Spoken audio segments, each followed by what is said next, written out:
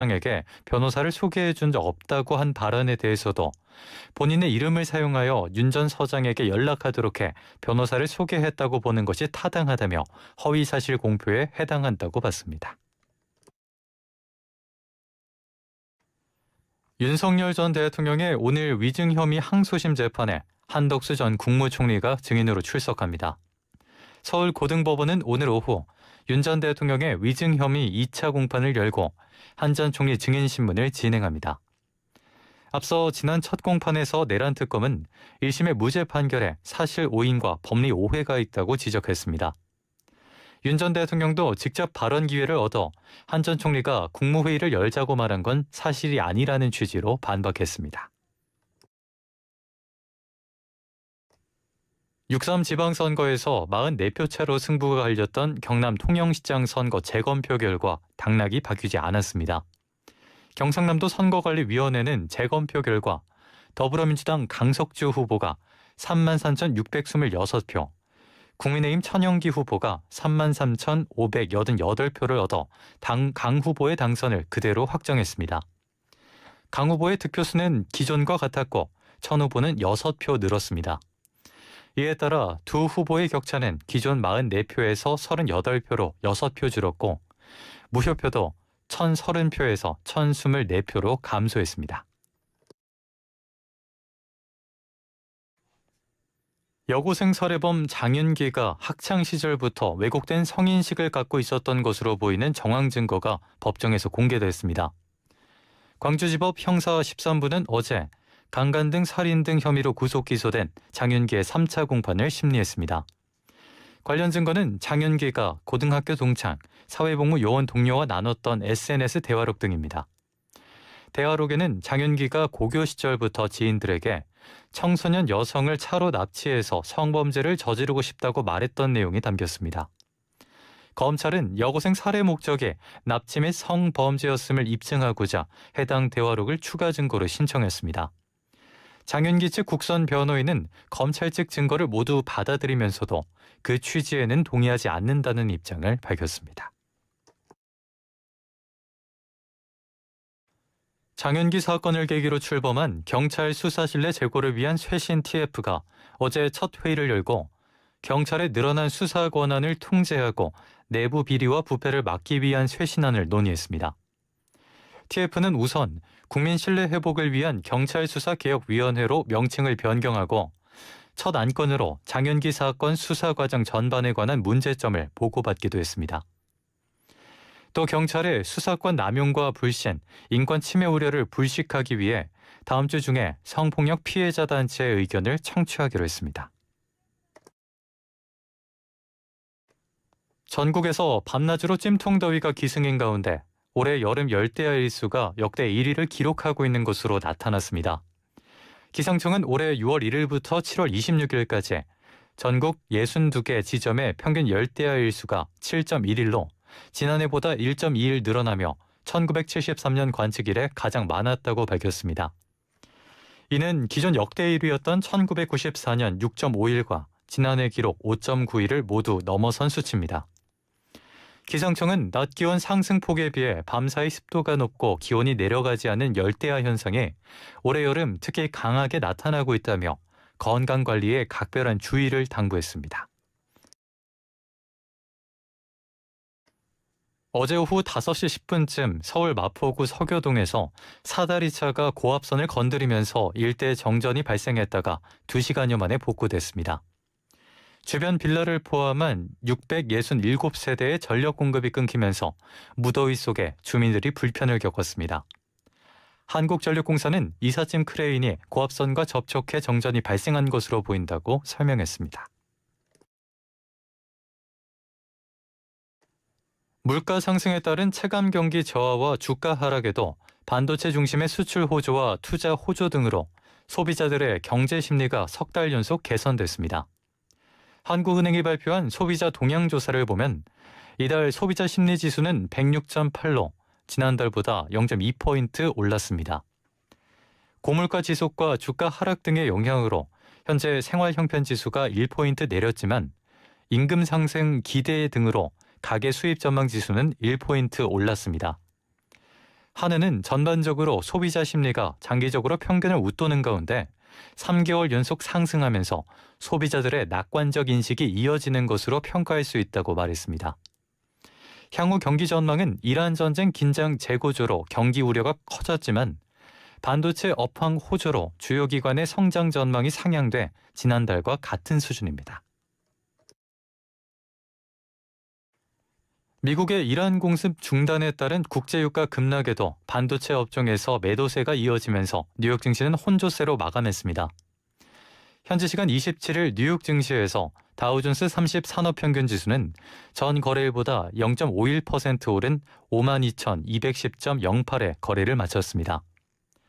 S&P 500 지수는 0.02% 오른 7,413.18에 기술주 중심의 나스닥 종합지수는 0.181% 내린 24,932.08에 각각 마감했습니다. 미국 상장 30개 주요 반도체 종목으로 구성된 필라델피아 반도체 지수는 2.23% 하락해 엔비디아가 4.99% 급락했고 마이크론 2.25%, 샌디스크도 11.02% 떨어지는 등 주요 반도체 기업들이 일제히 하락했습니다. 끝으로 날씨입니다. 오늘도 전국 대부분 지역에 폭염특보가 이어지는 가운데 경기 동부 지역에 최대 20mm, 강원 내륙과 충청도 중부, 북부 지역 등에 최대 40mm의 소나기가 내리겠습니다. 낮 최고 기온은 서울 33도, 대구 38도 등 전국이 32도에서 38도의 분포를 보이겠습니다. 서울 지역 현재 기온 28.4도, 습도는 79%입니다. YTN 뉴스 FM 아침 9시 뉴스를 마칩니다. 아나운서 강현구였습니다. 잠시 후 조태현의 생생경제 일부가 방송됩니다. YTN 뉴스 FM. 이름표를 붙여줘.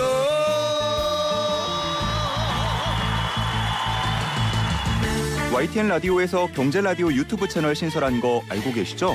따끈따끈한 경제 라디오 채널의 이름을 청취자 여러분이 지어주세요. 7월 22일부터 31일까지 샵 0945 문자로 보내주시면 되는데요. 백화점 상품권부터 치킨 기프티콘, 시원한 커피 쿠폰까지 푸짐하게 선물 준비했으니까요. 정성껏 지어주신 그 이름 기다리고 있겠습니다. YTN 경제 라디오의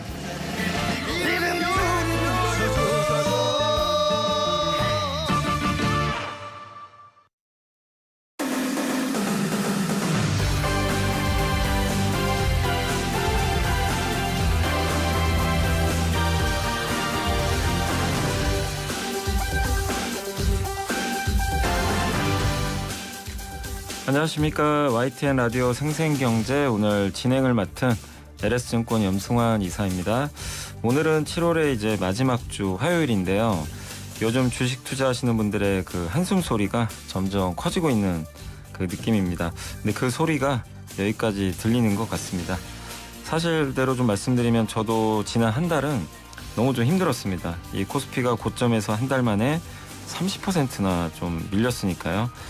지수가 그 정도면 이제 계좌는 그보다 더 아프지 않았을까 좀 싶긴 한데요. 6월에도 7월에도 이제 바닥인가 싶으면 시장은 한 번 더 흘러내리는 좀 모습을 좀 보였습니다. 호재가 있어도 시장 반응은 좀 무덤덤한 지금 상황인데 지난 주말 샌프란시스코 AI 서밋에서 9,500억 달러, 우리 돈으로 1,390조 원 규모의 협력이 발표됐고 삼성전자는 브로드컴과 5년간 2,000억 달러, SK하이닉스는 엔비디아와 5,000억 달러, 네이버는 엔비디아를 3대 주주로 맞이했습니다. 그런데도 주가는 이상할이 많지 인색한 지금 상황입니다. 시장이 아마 의심하고 있기 때문이 아닌가 싶은데요. 중국 반도체 위협과 더불어 한쪽에서는 반도체 실적 정점론이 계속해서 흘러나오고 있습니다. 원래 시장이 크게 흔들리면 소음이 많아지게 마련인데 지금이 딱 그런 국면인 것 같습니다. 그래서 오늘 주제는 이겁니다. 무엇이 신호이고 무엇이 소음인가? 지금은 시장을 떠날 때인가 아니면 버티고 머무를 때인가. 마침 이번 주가 답을 줄 한 주라고 좀 보고 있는데요. 주식시장의 큰 분수령이 될 7월 마지막 주 월간 연불리와 함께 7호로 지금 시작하겠습니다.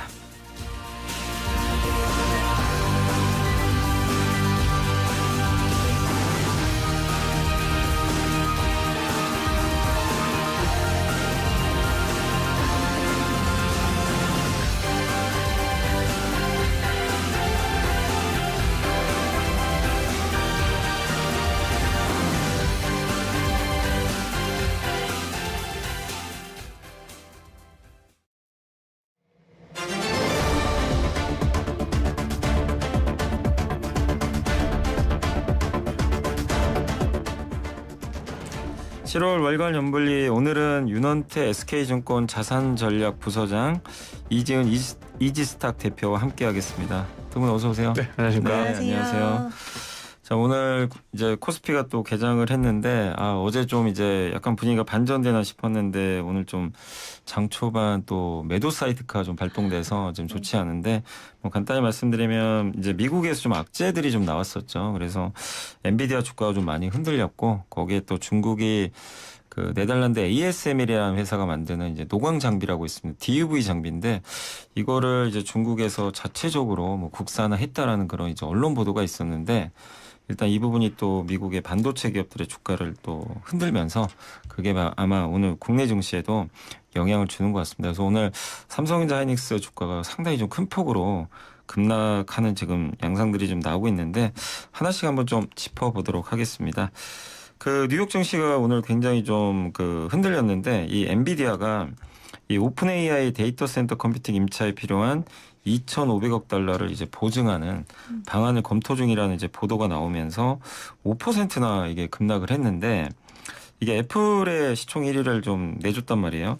이 부분이 왜 좀 악재가 되는지 한번 좀 설명해 주시면 좋겠습니다. 네, 일단 엔비디아가 오픈 AI 대규모 데이터 센터 임차를 돕기 위해서 2,500억 달러를 이제 지급 보증, 그 규모의 금액을 지급 보증하는 거 이제 시장에서 어떻게 보냐면 이제 제조사가 고객사의 비용을 대신 짊어지는 부분들을 이야기하는 건데 이게 네. 나중에 한 회사가 흔들리게 되면 연쇄작용 쪽으로 다 같이 좀 흔들릴 수 있다라고 시장은 보고 있고요. 네. AI 순환 거래로 인식을 한 건데 이게 AI 투자가 금융 리스크로 번질 수 있는 부분들 안 그래도 자금 조달 방식 때문에 시장이 좀 불안해하는 부분들이 많이 있었는데 이제 너무나도 유기적으로 연결이 되다 보면 이 부분이 한 회사가 문제가 생겼을 때 다 같이 문제로 번지게 됐을 때에 대한 우려가 좀 벌써부터 작용이 된 거라고 볼 수가 있을 것 같고요.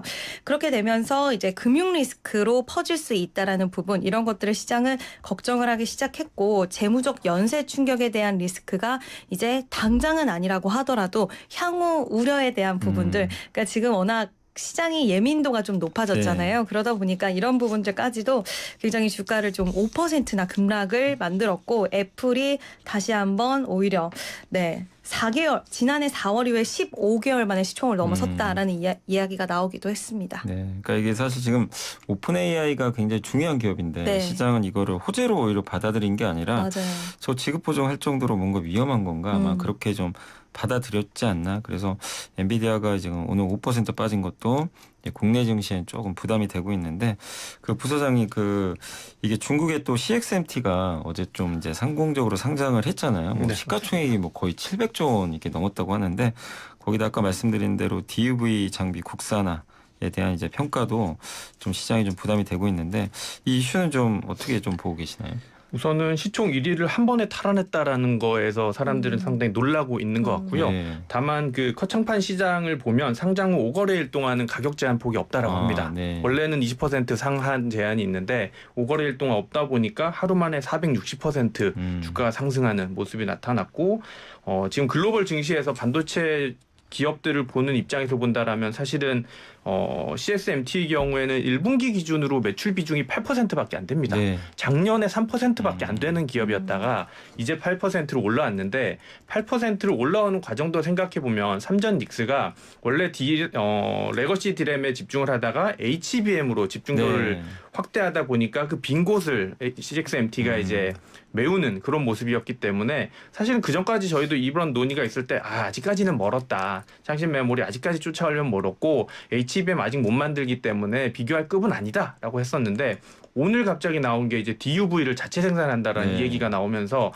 사실은 제가 걱정했던 거는 이렇게 된다라면 이제 HBM을 만들 수 있는 구조를 가져갈 수 있기 때문에 물론 기술력은 아직 한참 멀었을 겁니다. 근데 우선은 배경으로만 본다라면 그동안 HBM을 창신 메모리가 못 만든다라는 배경에는 EUV가 없기 때문이었거든요. 네. 근데 이제 자체 생산을 한다고 생각해 보면 이러면은 HBM을 만들 수도 있겠구나. 라는 걱정 때문에 어제 미국 증시에서 반도체 기업들이 주가 하락을 만든 모멘텀이 아닐까라고 생각을 하고 있고요. 네. 다만 창신 메모리의 주가만 보면 사실은 뭐 일시적일 수 있다라고 보는 게 유통거래 주식수 자체가 많지 않습니다. 마치 스페이스 X랑 비슷할 것 같은데 스페이스 X도 상장하고 유통거래 주식수 한 5% 네. 남짓됐기 때문에 주가가 오르는 배경이었었고 이번에 CXMT 같은 경우도 유통거래 주식수가 6.7%밖에 안 되다 보니까 희소 가치 차원에서도 특히 중국에 있어서의 중국 안에서의 반도체 기업이 몇 개 없다 보니까 거기서 이제 주가의 상승 모멘텀이 작용한 게 아닐까라고 볼 수 있을 것 같습니다. 네. 근데 부사장님이 이제 좀 중국 얘기 해주셨으니까 근데 좀 어떻게 보세요? 이게 중국이 반도체 굴기가 참 어쨌든 오늘 시장 강타하고 있는데 이게 아니 물론 중국이 언젠간 따라올 수도 있겠죠. 언젠가는 뭐 이렇게 계속 이렇게 노력을 하면 근데 현실적으로 격차가 아직도 심하다고 저는 좀 개인적으로 생각을 하거든요. 그러니까 이 DUV 장비도 그렇고 사실 이게 네덜란드 ASML이 이제 독점적으로 만드는 장비인데 사실 이것도 DUV도 이걸 지금 만약 양산에 성공해도 이것도 테스트하는데도 시간이 한참 걸리고 그게 수율이 얼마 나올지도 사실 검증도 안 됐는데 지금 시장은 너무 분위기가 안 좋다 보니까 우려가 너무 심한 것 같아요. 근데 부사장님께서는 좀 AI 반도체 굴기 이거 뭐 먼 미래는 말고요. 한 2, 3년 정도로 봤을 때는 좀 어떻게 보세요? 이게 영향을 좀 줄 수 있을까요? 계속? 제가 생각 2, 3년, 5년까지도 기술적으로는 아직 괴리감이 많지 않을까라고 생각을 하고 있는데 시장의 반응은 우선 최근 들어서 악재를 더 민감하게 반영하고 있는 시장이다 보니까 뭐든 악재로 지금 반영하고 있잖아요. 뭐 알파벳 주가 실적 같은 경우에도 캐펙스 투자가 그동안의 캐펙스 투자는 호재였는데 이제는 악재로 반영하는 모습들이 그동안 높아진 주가에 대해서 어떻게 보면 부담으로 작용하고 있는 모습들이지 않을까라고 생각을 하고 있고요.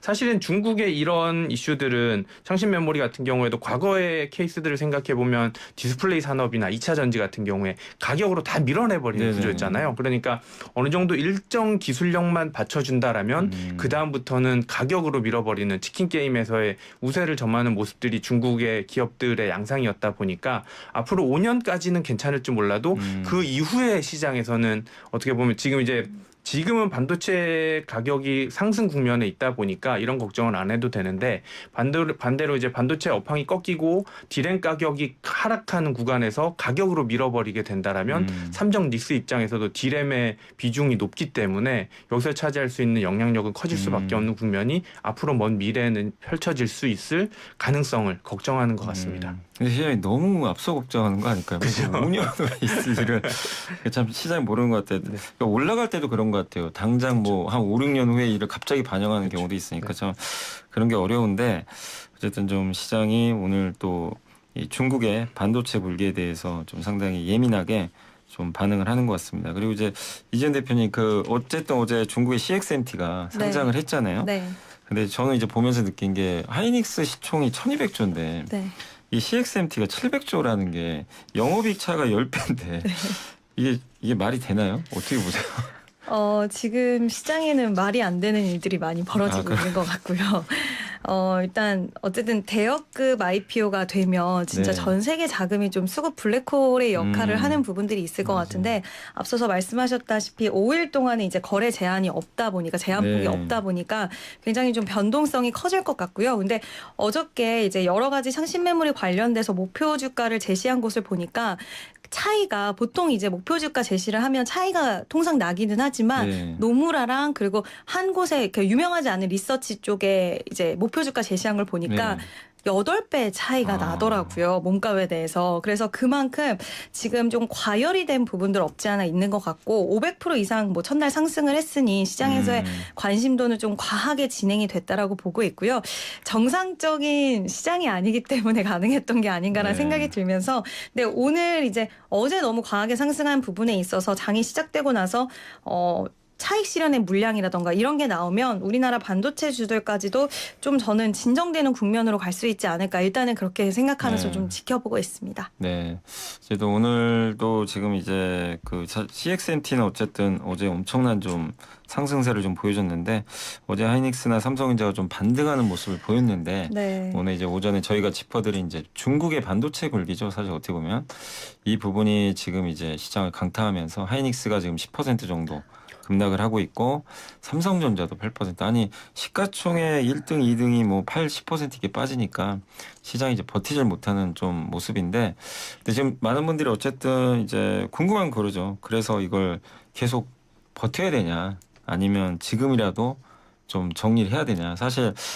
뭐 사도 되냐 뭐 이런 질문도 있긴 하지만 사실 제가 생각했을 때는 살 수 있기가 좀 쉽지는 않은 게 대부분의 투자분들이 아마 돈들을 많이 투입을 하셨을 거예요 이미. 네. 그래서 가장 중요한 거는 이제 버티느냐 좀 정리하느냐 이건데 그 두 분이 좀 한 번씩 그 의견들 말씀해 주시면 좋을 것 같아요. 부서장님 좀 어떻게 보세요? 네, 우선 이사님이 시작할 때 신호와 소음 말씀해 주셨잖아요. 네. 저도 요즘 이 신호와 소음이라는 단어에서 되게 집중을 하고 있는데 네. 오늘의 신호와 소음은 뭘까를 생각해 보면 우선 소음은 엔비디아가 저는 소음인 것 같습니다. 엔비디아. 그리고 사실은 오늘 지금 삼전 닉스가 이렇게 빠지는 거는 중국의 창신 메모리보다는 저는 엔비디아의 하락이 엔비디아. 더 크게 영향을 미친다라고 생각을 하거든요.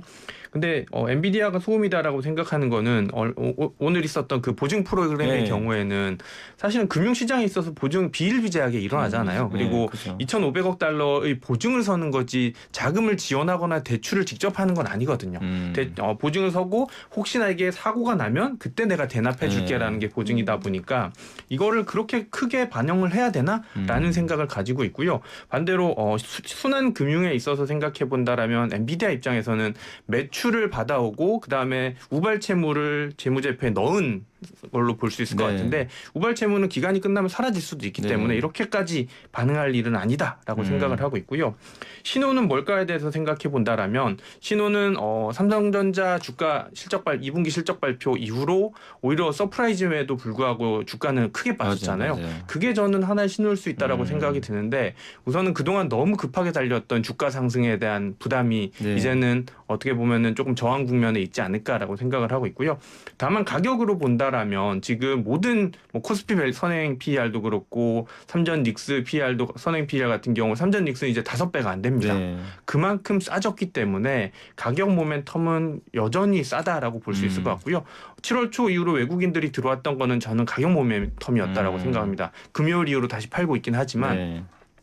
가격은 여전히 싼 구간. 가격은. 특히 이제 글로벌리 보더라도 제일 싼 기업과 국가가 아닐까라고 생각이 되기 때문에 신호와 소음을 잘 따져본다라면 우선은 그동안 주가가 9,000포인트까지 갈 때는 너무 비쌌기 때문에 내려왔다라면 지금의 주가는 오히려 저는 싸다. 반대로 반대로 네. 싸다라고 볼 수 있을 것 같아서 지금 이 상황에서 저는 매도하는 거는 오히려 정말 내동매도로밖에 볼 수 있지 않을까라고 생각을 하고 있어서 지금 매도는 좀 더 참아봐야 되지 않을까라고 생각을 하고 있고요. 얼마 전에도 이제 코스피 주가 기준으로 6,300 찍고 올라오는 모멘텀이 있었었는데 이제 바닥을 다시 그럼 6,300에서 6,000 더 내려가면 또 5,800 이렇게 계속 낮춰볼 수는 없겠지만 저희가 연초에 4,000에서 시작했었습니다. 사실은 네네. 너무 빠르게 올라서 월에 1,000마다 올라오면서 뭐 주가가 오르는 건 당연시 여기는 것 같은데 주가는 이렇게 흔들리는 게 사실은 주식시장이었던 거였고요. 원래는. 그리고 지금의 주가는 싸다라고 볼 수 있을 것 같다라고 생각이 들어서 지금 팔기보다는 오히려 조금 더 버티고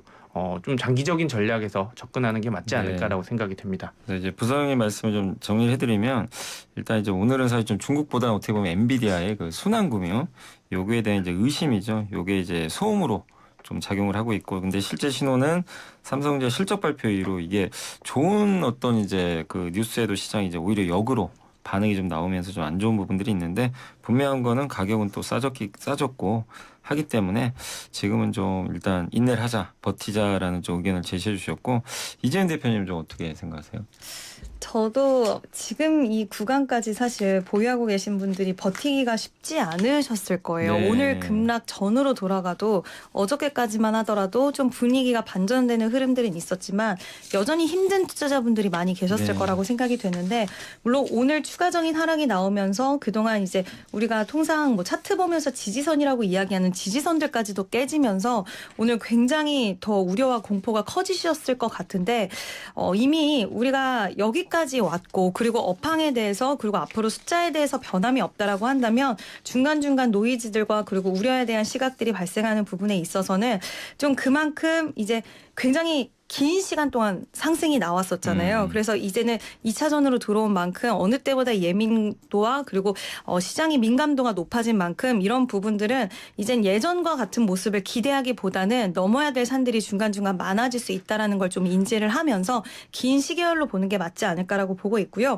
어저께 이제 AI 관련돼서 이제 그 구조적인 금융적 리스크에 대한 네. 부분들이 좀 대두가 되긴 했지만 또 막상 빅테크 기업들의 실적을 앞두고 지금 빨간불을 켜냈습니다. 알파벳도 그렇고 전체적으로 오히려 뭐 애플은 좀 논외기는 하지만 네. 지금 알파벳도 그랬었고 메타도 보합권에서 마무리가 됐고 전반적으로 엔비디아는 하락이 크긴 했지만 실적 발표를 앞두고 있는 빅테크 기업들은 그래도 좀 추세가 유지가 되는 그러니까 상승이 유지가 되는 모습이 보여졌고요.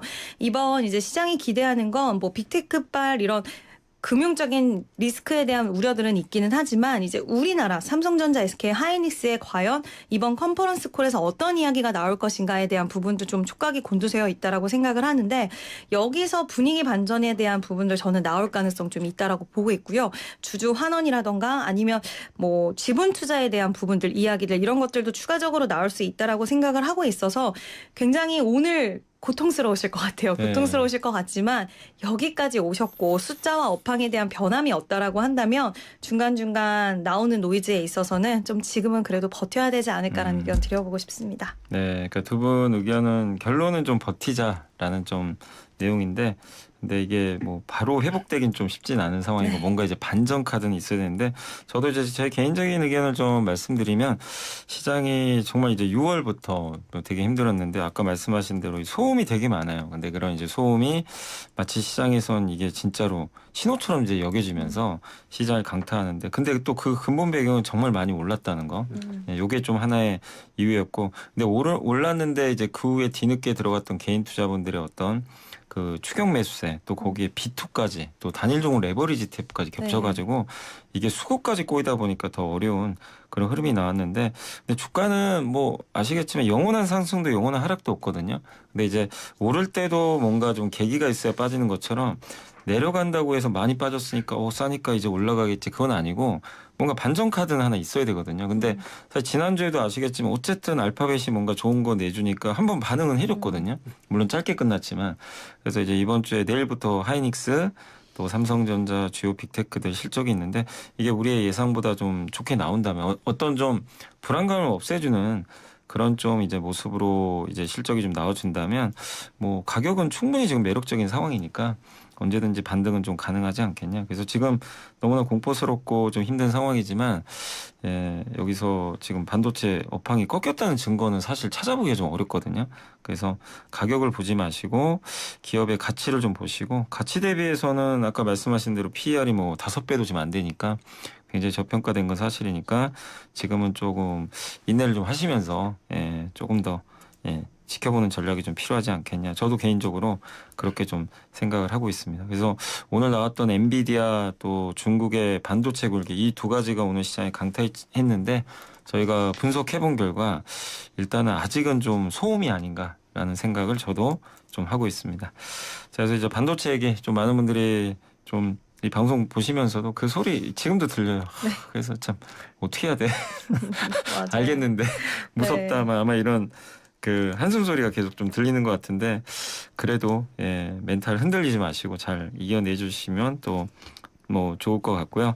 자, 저희가 근데 이제 좀 약간 안 좋은 얘기들을 했지만 사실 또 좋은 내용들도 있잖아요. 지난주에 샌프란시스코에서 AI 서밋이 열렸는데 거기서 이제 9,500억 달러 하나로 1,390조 원 규모의 AI 협력에 합의했습니다. 이제 우리가 사실 이제 내용들은 아마 알고 계실 거니까 두 분께서 그러면 이 부분에 대해서 이게 사실은 뭐 무조건 구속력이 있는지는 좀 확인해 봐야 되겠지만 이 비싼 몸값의 CEO들 또 대통령까지 가서 거기서 어쨌든 이런 협력을 했다는 거 특히 우리나라 기업들과 미국의 어떤 이제 대표 주자들이 만나서 이런 합의를 했다는 건 사실 좀 놀랍고 거기다가 우리나라의 위상이 그만큼 올라간 것 같거든요. 근데 이제 그 먼저 부소장님은 이번에 어쨌든 이런 AI 서밋에 대한 좀 이게 우리나라 좀 주식시장에 미치는 어떤 영향 같은 걸 한번 좀 설명해 주시면 좋을 것 같아요. 저희가 올 작년부터 이제 이런 말 많이 썼었는데 요즘 안 쓰는 것 같아요. 국뽕이 차오른다 이런 말 많이 썼었잖아요. 맞아요. 이번 AI 서밋에서 저는 또 이걸 한번 느꼈는데 뭐였냐면은 사실 이번 AI 서밋의 그 다자간 계약을 보면 중간에는 엔비디아가 다 껴 있습니다. 결국에는 엔비디아가 만들고 싶은 AI 생태계 환경에서 한국 기업들이 거기에 대부분 참여를 한다라는 게 중요 이슈일 것 같고요. 네. 그 AI 생태계에 있어서 앞단과 뒷단까지 한국 기업이 다 포함이 돼 있습니다. 그러니까 삼성전자, 하이닉스 같은 경우에는 첨단 메모리와 파운드리를 제공을 하게 되고요. 그 다음에 네이버가 이번에 또 엔비디아에 투자를 받게 되잖아요. 그 네. 같은 경우는 네이버도 그렇고 현대차 같은 경우에도 이제 AI 생태계에 있어서 가장 큰 산출물을 만들어야 되는 기업들이 앱이나 아니면 서비스 또는 뭐 검색 엔진을 통해서 AI 생태계를 구축할 수 있는 직접적인 이제 최후방에서 기업들로 되지 않을까라고 보고 있는데 그만큼 이제 엔비디아 입장에서는 이 AI 생태계를 구현하는 데 있어서 한국 기업들이 성장성이 크다라는 부분을 인정을 네. 하고 있고 젠스랑 같은 경우에는 1년에 2번씩 한국 와서 밥 먹으러 오는 것도 있겠지만 법이 문제가 아니라 지금 뭐 칩을 받아가고 어떤 그 얼라이언스를 구축해야 된다라는 부분에 있어서 한국 기업들의 어떻게 보면 중요성이 더 지금 커지고 있는 게 아닐까라고 생각을 하고 있고요. 네. 이번 얼라이언스 같은 경우는 게다가 또 장기 동맹 위주로 맺었습니다. 다자간 장기 동맹을 맺었다라는 부분에 있어서 삼전 닉스 저희가 주가 오를 때 항상 저희가 주장했던 이제 LTA다, 이제 장기 공급 계약이다 그 얘기했었잖아요. 그게 이제 현실로 맞닥뜨려진 부분을 재확인했다라는 부분에 있어서 저는 의미가 있지 않을까라고 생각을 합니다. 네, 그 이지은 대표님은 좀 어떻게 보세요? 그리고 이번 어쨌든 다자간 협력에서 좀 개인적으로 최대 수혜는 뭐라고 보세요? 우리나라 기업 중에. 네, 저는 일단은 글로벌 AI 공급망 핵심 축으로 네. 우리나라가 이제 들어갔다라는 것 자체가 굉장히 의미 있는 사항이라고 저도 생각을 했고, 일단 시장이 확실히 예민해지고 이제는 꼼꼼하게 뭔가 확인을 하려는 그런 시각이 많다라고 느낀 건 이 이슈가 나왔을 때 예전 다라고 한다면, 그러니까 상승장이었다라고 한다면 굉장히 상승폭을 크게 그렇겠죠. 받아갔을 네. 것 같아요. 근데 MOU니까 아직은 구속력이 확실한 게 아니니까 시장은 좀 더 봐야 되지 않을까? 이런 심리가 좀 발동된 것 같지만 내용 자체로 보면 앞서서 말씀드렸다시피 우리나라가 글로벌 AI 공급망의 핵심 축으로 거듭났다라는 부분, 그리고 이렇게 진짜 전 세계에서 내놓으라 하는 그런 기업의 총수와 대통령이 만나서 그냥 MOU 그냥 앞으로 뭐 아무것도 작업을 하지 않고 만나서 MOU 체결은 아닐 거라고 생각해요. 맞아요. 일단 예. 물밑 작업도 많이 했을 거고 수개월간 여러 가지 이야기를 거친 결과물이라고 생각은 하는데 시장이 확인하고자 하는 심리가 강했고 하지만 내용은 굉장히 좋았다. 전 이렇게 보고 있고요. 최대 수혜는 사실 전 네이버로 보고 있습니다. 네이버의 이제 3대 주주가 엔비디아가 된다라는 부분, 그리고 네이버 같은 경우에는 지난번부터 AI 데이터 센터 관련된 이제 엔비디아와의 협력 이슈를 시장에서 계속 어필을 했는데 시장은 아니 그렇게 돼서 도대체 언제, 그리고 정말 그게 가시화되는 부분들 고객사는 있을까, 뭐 여러 가지 의구심을 던졌던 것 같아요. 근데 이번에 엔비디아가 3자 배정 유상증자를 참여를 하면서 이제 진짜 확실히 엔비디아와 네이버는 같이 동행하겠구나라는 이미지를 저는 확실히 심어줬다라고 보고 있고요. 자금 규모 같은 경우에도 지금 한 14조 원 규모, 그러니까 엔비디아랑 브루필드랑 같이 해서 GPU도 조달받고 단순 이게 AI 데이터 센터 관련된 부분들이 이제는 아시아 글로벌 시장 쪽을 좀 타깃하기 위해서 네이버랑 손을 잡는 것 같습니다. 네. 그래서 이런 부분들로 미루어 봤을 때 네이버가 그동안 우리나라 시장에서 뭐 검색 엔진이라던가 굉장히 좀 제한적인 성장에 대한 모멘텀으로서 보여주기 좀 어려웠던 부분들과 꽤 오랜 시간 동안 주가 부침으로 인해서 잃어버린 신뢰에 대한 부분들, 이런 것들이 이번 기회를 통해서 저는 많이 회복이 되지 않았나. 그래서 개인적으로 최대 수혜는 네이버라고 보고 있습니다. 부소장님은 종목만 얘기해 주세요. 시간이 없어서. 뭐 저도 네이버인 것 같아요. 아, 네이버. 결과 나오고 나 주가 오른 거 보면 네이버만 네. 오르고 있거든요. 네, 그리고 네. 주가 뭐 그동안 주가 지난 젠스랑 방문 때 네이버 주가가 28만 원까지 갔다 다시 10만 맞아요, 원까지 맞아요. 돌아왔잖아요. 네. 그리고 다시 이제 오르고 있는 모습들은 지난번 젠스랑 방문 때는 말만 했다가 이번에 정말 계약으로 맞아요. 주주로 이제 등장을 하다 보니까 이제는 현실이 됐구나라는 부분을 인지하는 게 중요한 포인트가 될 것 네. 같습니다. 저도 네이버에 한 표. 세 명 다 이번에 최대 수혜는 네이버로 결론 내리겠습니다. 자, 1부는 여기까지 하고요. 저희는 잠시 쉬고 다시 돌아오겠습니다. 온도와 습도를 항상 일정하게 유지시켜주는 항온 항습기 전문기업 AR, 전산센터, 반도체 공장, 미술관, 박물관, 귀중품 보관신 등을 40여 년 축적된 기술로 AR이 지켜드립니다. 24시간 확실한 서비스 보장 1855-0561. Walk it, 언제 어디서나 walk it. 안녕하세요. 워킷 안전한 모델 추선입니다. 이 광고에서 설명 안 하겠습니다. 아저씨 믿고 그냥 한번 신어보세요. 왜 집까지 신고 가는지 워켓 안전화. 워켓 안전화. 안녕하세요. 효녀 가수 현숙이에요. 훌라 훌라 훌라 훌라 훌라 훌라 맛있어서 훌라 훌라면 매콤하게 훌라 쫄깃하게 훌라 춤추는 훌라 한 번 맛보면 훌라 하게 될걸. 할인 훌라면.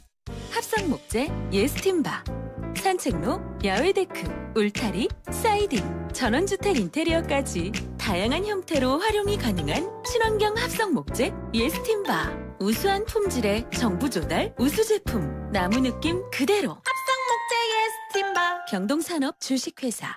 대표님, 공고는 많은데 낙찰이 안 되고 있습니까? 이제 AI 분석에 딱 한 달만 맡겨보세요. 놀라운 결과를 바로 선물합니다. 인공지능 입찰 전문 기업 한국 비드랩. 전자입찰은 한국 비드랩. 문의 전화 1577-1352 1577-1352.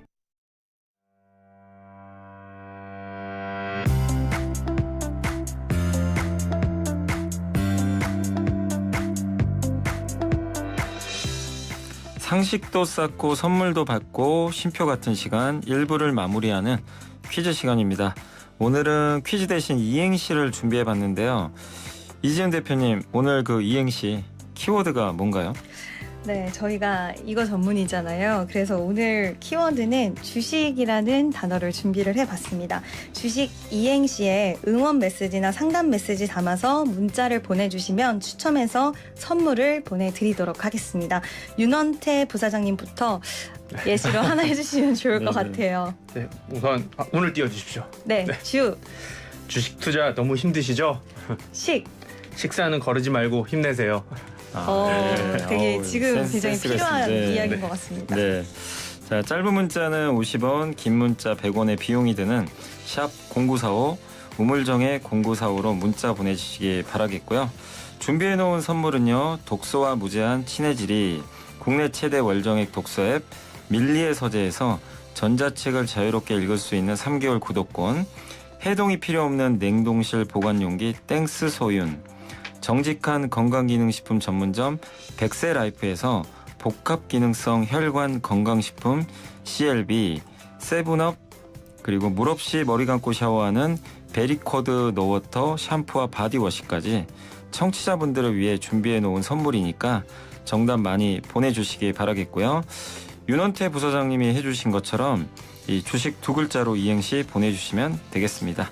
자, 그리고 새롭게 선보인 유튜브 YTN 경제라디오 시작한 지 3주를 넘어섰는데요. 애청자 여러분 성원에 힘입어서 구독자 1,600명을 넘어섰습니다. 정말 감사드립니다. 조태현의 생생경제 괜찮다고 생각하시면 YTN 경제라디오 들어가셔서 구독 눌러주시고요. YTN 경제라디오 새 이름 공모 이벤트를 진행 중에 있으니까 여태까지 지금 많은 분들이 참여를 해주셨는데 샵 0945 실시간 청취자 문자 메시지로 응모를 해주시거나 유튜브 커뮤니티 댓글로 참여를 해주시면 저희가 1등 1명, 2등 2명, 3등 10명을 꼽아서 1등은 20만원, 백화점 상품권 등 경품을 보내드릴 예정입니다. 자, 그리고 선정된 채널명은 로고 디자인 작업 후에 즉시 적용될 예정이니까요. 여러분의 많은 참여 부탁드리겠습니다. YTN 라디오 생생경제는 세상의 가치를 더하는 포스코 그룹과 함께 합니다. 저는 2부에서 다시 돌아오겠습니다.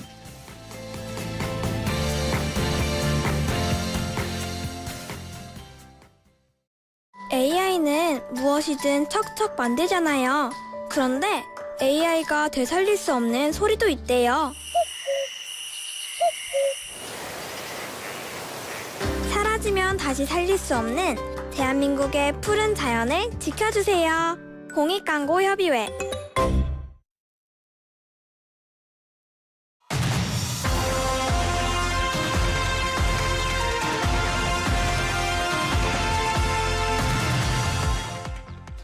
자, 2부 시작해보겠습니다. 저는 오늘 진행을 맡은 염승환 이사고요. 윤원태 SK증권 자산전략 부서장과 이지은 이지스탁 대표와 함께 하고 있습니다. 자, 우리 이제 1부에서 이슈까지 한번 나눠봤는데 이어서 한번 이야기를 한번 나눠보도록 하겠습니다. 중국의 어쨌든 뭐 반도체 굴기, 엔비디아 이슈 또 오늘 주식시장이 상당히 좀 많이 빠지고 있어서 좀 어려운 상황인데 일단 이제 이번에 좀 얘기할 건 정말 이제 우리가 좀 다뤘던 내용들이 사실 좀 무거웠잖아요. 시장이 좀 어려워서 그래도 뭐 주식이라는 게 좀 희망이 좀 있어야 되잖아요. 그래야 이제 많은 분들이 기대를 갖고 또 버티고 할 수가 있는데 지금 코스피가 어쨌든 6천 또 거의 초반까지 내려온 상황인데 이 9천이 너무 멀어 보여요. 사실은 이제 그때만 해도 10,000 넘는 거 아니냐 이런 좀 기대감도 있었는데 좀 어떨까 이게 그 부장님께서 한번 먼저 말씀해 주시면 전고점 돌파는 가능할까요? 우선은 뭐 언제가 시점이냐가 중요할 네. 것 같은데 올해는 저는 어렵다라고 생각이 올해는, 드는 게 네. 우선 전고점 하면 9,300 정도가 전고점일 것 같은데 어렵다라고 보는 이유는 우선 첫 번째는 수급에 있어서 올해 작년부터 올해 내내 사줬던 건 개인이었거든요. 네. 개인이 외국인의 매도 물량 거의 100조 원에 가까운 매도 물량을 다 받아내면서 주가를 끌어올렸었는데 지금 개인들은 많은 상처를 입은 것 같습니다. 투자 심리에 대한 훼손이 상당히 커진 것 같고 지금 이제 만약에 반등한다고 하더라도 7천, 8천, 9천 올라가는 과정에서 개인들은 이제부터는 본전 회수하는 차원에서 오를 때마다 매도로 대응하지 않을까라고 저는 보고 있어서 쉽게 주가가 9천까지 가는 데는 시간이 상당히 소요될 것 같다라고 생각을 하고 있고요. 상반기 때 특히나 저희가 경험했던 또 외국인의 기계적인 매도도 있었잖아요. 네네. 다시 또 올라가서 7천, 8천, 9천이 되면 외국인들은 또 비중을 줄일 수밖에 없기 때문에 그 기계적 매도가 나올 때 상반기에는 개인이 받아줬었는데 하반기에는 과연 그 기계적 매도에 개인이 받아줄 수 있을까? 그게 저는 쉽지 않을 거다라고 생각이 들어서 전고점을 회복하는 데는 시간이 상당히 소요되지 않을까라고 생각하고 있습니다. 네. 그 이재현 대표님 좀 어떻게 보세요? 이거 굉장히 어려운 것 같은데요. 네네. 저도 이제 수급적인 요인으로 인해서 올해 연말까지 그 전에 고점을 돌파하는 부분에 있어서는 뭔가 트리거적인 확실한 무언가가 나오지 않으면 쉽지는 않을 거라 보는데 저도 수급적인 부분인 것 같습니다. 이제 레버리지 ETF 출시 이후에 우리가 수급도 많이 꼬였다라는 부분들이 지적을 계속적으로 네네. 받고 있잖아요. 이 부분에 있어서 어느 정도 좀 완화된 흐름이 나왔을 때 이런 조치에 대한 부분들의 정말 실효성이 있는지에 대한 부분들이 이게 1차적으로 좀 선행이 돼야 될 것 같고요. 그 이후에 만약에 그 부분으로 인해서 정말 수급적인 완화 부분들이 이어졌을 때 저는 코스닥 쪽으로 또 자금이 가는 부분들도 생각을 해봤을 때는 시장이 순환 매정의 성격을 띠면서 자금이 코스피, 코스닥 시장으로 좀 다 같이 번지는 양상이 나타난다라고 한다면 네. 코스피 시장만 이렇게 예전처럼 독주하는 흐름에 있어서는 살짝 속도는 좀 둔화될 가능성도 있다라고 보고 있고 그리고 만약에 외국인들의 수급 장세로 외국인들이 주도해서 가는 시장이 또 나온다라고 하더라도 어느 정도 또 비중이 차면 외국인들은 또 매도세 말씀하신 것처럼 맞아요. 나올 텐데 그에 따른 저도 수급적으로 개인 투자자분들이 그 시기까지 얼마나 회복이 될지 이게 좀 관건이지 않을까라고 생각이 들어서 올해는 저는 가능할 수도 있다라고도 보고는 있지만 그렇게 되려면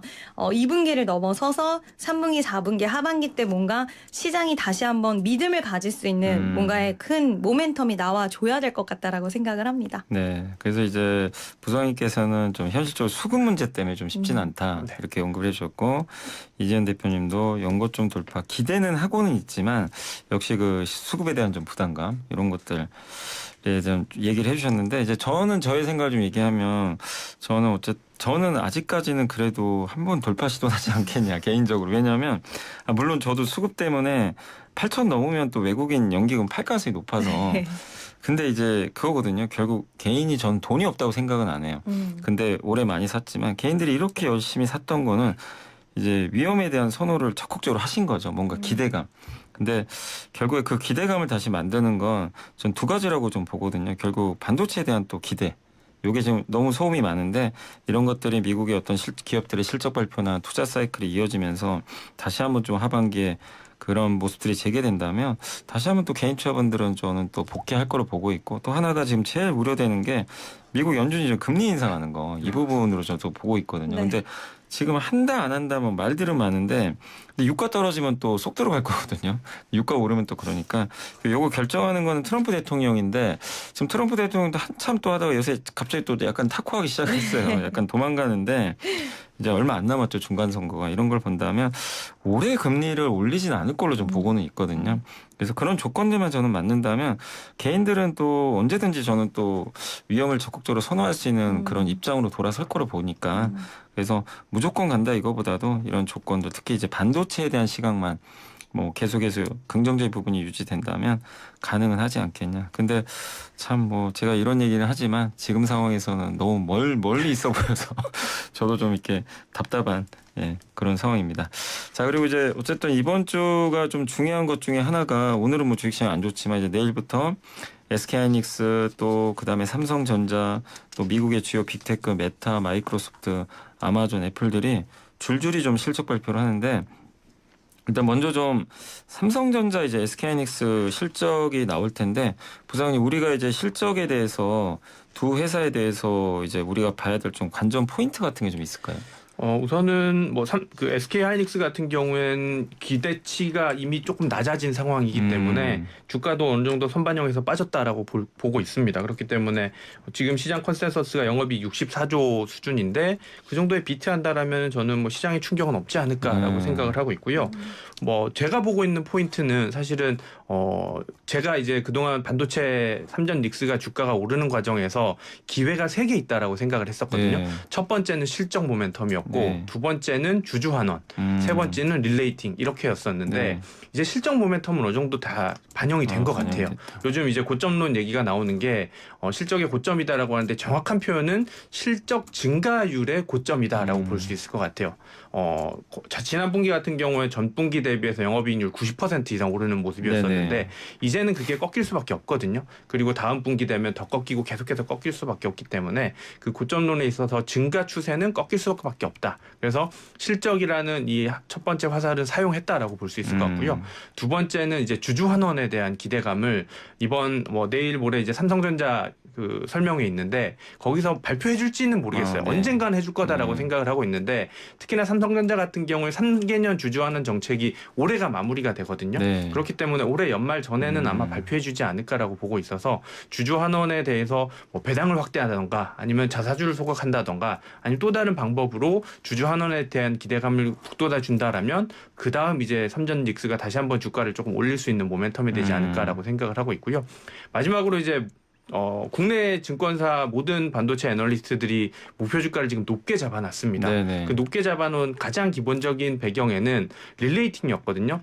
PER 10배 간다라는 기본적인 아이디어. 맞아요. 지금 5배도 안 됩니다. 근데 10배 가는 시간이 얼만큼 걸릴지 모르겠지만 10배라는 게 어떻게 보면 메타랑 비슷하게 갈 네. 거다라는 관점에서 10배 간다라고 대부분 생각을 하고 있고 언젠가는 가겠지라고 하고 있는데 사실 시간의 문제이지 갈 수 있다라고 저도 생각을 하고 있습니다. 그게 올해는 아닐 거다라고 생각은 하고 있겠지만 우선 언젠가는 가겠지. 그러면은 그 마지막 총알 릴레이팅이라는 그 마지막 화살이 언젠가는 반영이 된다라면 삼전 닉스의 주가가 다시 한번 컨터 점프를 할 수 있다라고 보고 있는데 요 마지막 화살은 시간이 걸릴 것 같고요. 당장만 놓고 보게 된다라면 이번 실적 발표에서 주주 환원에 대한 기대감을 조금 북돋아 줄 수도 있지 않을까라고 기대는 하고 있습니다. 네, 그래서 세 가지를 얘기해 주셨는데 이제 실적에 대한 기대감은 이렇게 좀 증가율이 좀 고점은 나오고 있기 때문에 이 부분 좀 정점은 지났지만 그래도 기대할 만한 건 주주 환원 단기적으로 좀 그걸 기대하고 계시고 그다음에 이제 재평가.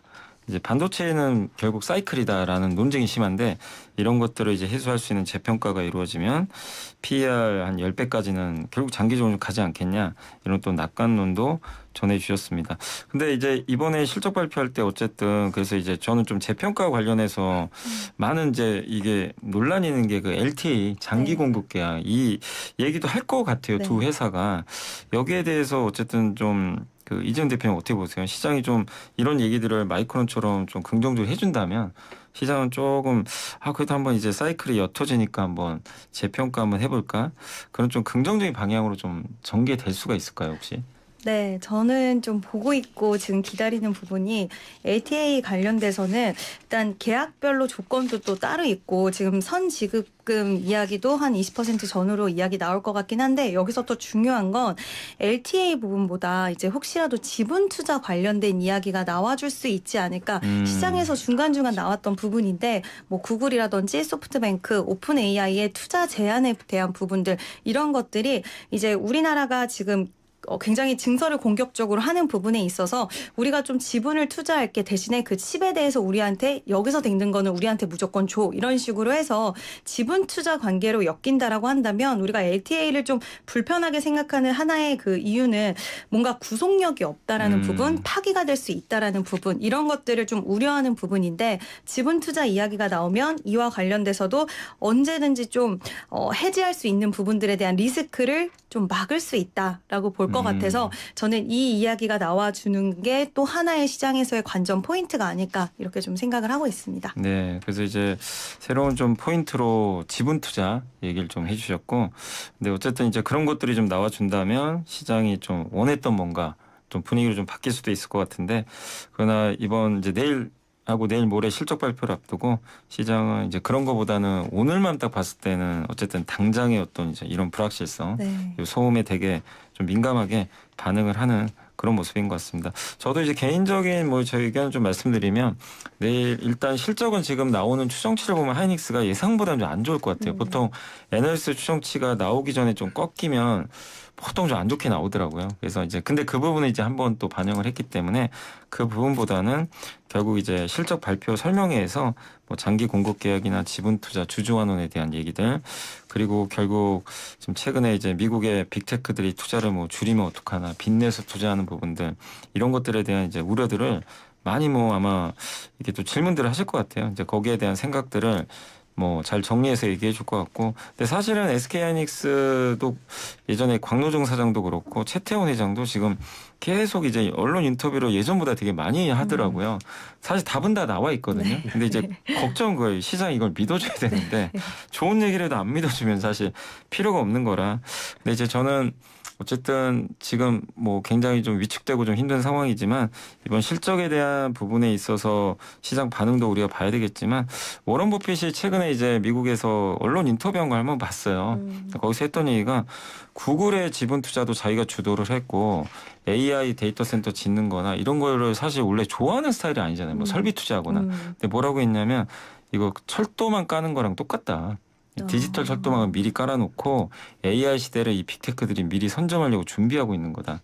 거기에 대해서 불편해할 필요는 없는 것 같다. 나는 거기에 대해서 투자를 하는 거고 결국 이 기업들 중에 이제 본인은 구글 투자했으니까 구글은 성공하지 않겠냐. 근데 그런 인프라를 깔아주려면 우리는 구글이 그런 데이터 센터 만들 때 이 금을 캔다고 치면 우리는 옆에서 곡괭이 파는 기업이거든요. 근데 그렇게 본다면 구글의 그런 어떤 그 워런 버핏의 그런 입장 거기서 우리 투자들이 좀 봐야 될 거는 너무 좁은 오늘 주가 흐름을 볼 게 아니라 결국엔 우리는 곡괭이를 파는 기업이라면 그런 부분에선 상당한 저도 장기적인 수혜를 받지 않을까. 그래서 오늘 주가 지수도 너무 힘들고 많은 분들이 위축되겠지만 조금 더 여유를 가지고 좀 큰 흐름으로 시장을 좀 바라보시면 어떨까라는 말씀을 좀 드리겠습니다. 하나 더 첨언 드리자면 삼성전자 실적 발표에서는 이번엔 좀 구체적으로 설명이 나올 거거든요. 확정치이기 때문에. 네네. 근데 한 가지 모니터링 포인트 추가하자면 그 파운드리 쪽을 흑자 전환할 수 있다라는 기대감이 지금 녹아나고 있는 것 같아요. 네네. 특히나 이번에 그 브로드컴하고 파운드리 계약을 맺었잖아요. 네. 그리고 뭐 테슬라 있었고 브로드컴 있었고 최근 들어서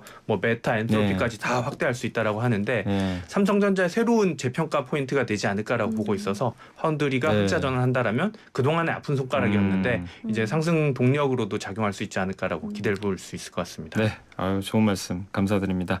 자, 오늘 이제 7월 월간 연말리 윤원태 SK증권 자산전략 부서장과 이지연 이스탁 대표와 함께했습니다. 저희는 이제 오늘 소중한 말씀 다시 한번 좀 감사드립니다. 네, 감사합니다. 감사합니다. 안녕하세요. 에피트 모델 임시안입니다. 그런 사람들 있잖아요. 밋밋하고 평범한 아파트에선 담을 수 없는 우리만의 특별한 라이프 스타일을 가진 사람들. 그런 사람들은 에피트에 살아야 돼. 넥스트 라이프 플랫폼 에피트. KT는 이제 AX 플랫폼 컴퍼니로 도약합니다. AX 인프라, 플랫폼, 그리고 서비스 혁신으로 대한민국 모두가 성장할 수 있는 단단한 무대. KT가 함께 만들어가겠습니다. AX 플랫폼 컴퍼니 KT. 안녕하세요. 카사베르디 모델 리센느입니다. 상큼함이 필요할 때 와인 비니거 굿. 레드와인 비니거 베터. 프리미엄 레드와인 비니거 베르디. 리센느처럼 상큼하게 굿, 베럴, 베르디. 프리미엄 레드와인 비니거는 역시 카사베르디. 발효식초 광고. 자, 오늘 당첨자는 그 선물은 6635님, 8018님, 7297님 보내드릴 예정이고요. 저는 이번 주 또 금요일 7월 월간 연불리 2탄으로 돌아오도록 하겠습니다. 내일은 이현웅 아나운서가 찾아옵니다. 청취해주신 여러분 고맙습니다. YTN 라디오 생생경제는 세상의 가치를 더하는 포스코 그룹과 함께합니다. What's your name? YTN 경제라디오 이름이 뭐예요? 새롭게 문을 연 YTN 경제라디오 채널 그 이름 여러분이 지어주세요. 20만 원 백화점 상품권, 맛있는 치킨 기프티콘에 커피 쿠폰까지 푸짐한 상품이 여러분을 기다립니다. 참여는 간단해요. 샵 0945 문자 센스 있는 그 이름 지금 보내주세요.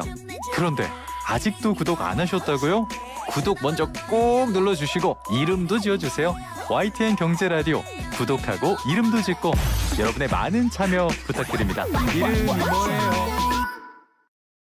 지금 시각은 9시 57분입니다. 삼성과 함께하는 YTN 라디오 57분 날씨와 교통정보입니다. 극심한 더위 속에 온열 질환자가 속출하고 있습니다. 낮 동안에는 가급적 시원한 실내에서 머물고 물을 충분히 마시는 등 건강관리 잘 해주셔야겠습니다. 오늘 서울의 낮 기온이 33도,